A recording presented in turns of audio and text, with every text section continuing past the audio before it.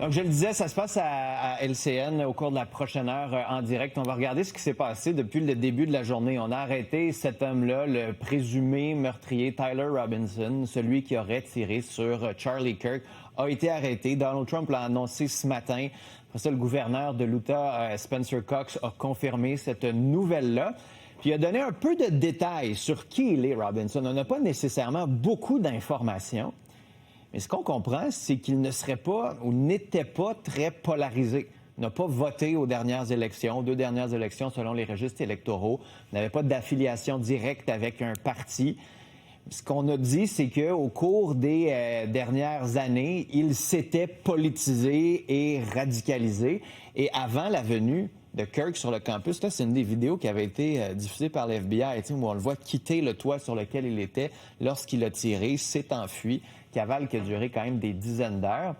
Bien, le gouverneur a dit qu'il s'était radicalisé. Il en avait parlé avec sa famille. Il était fâché de la venue de Kirk sur le campus américain. Et là, encore des détails qui surviennent. Puis je vous le dis, ça arrive au compte-gouttes de sources, CNN, CBC, par exemple, où là, ce qu'on nous dit, c'est qu'il ne parlerait plus aux enquêteurs. Il avait commencé à parler aux enquêteurs au début, mais là, il y a un avocat qui est venu défendre et là, il ne dit plus rien. On sait aussi que, selon les sources, il y aurait eu une discussion fort probablement avec son père, qui après ça, il aurait confessé à être le tireur. Et après ça, aurait parlé avec un membre du clergé, son père, qui aurait transmis l'information au US Marshal, ce qui aurait amené à la détention de Robinson. Donc ça, c'est tout ce qu'on sait pour le moment. C'est un homme de 22 ans.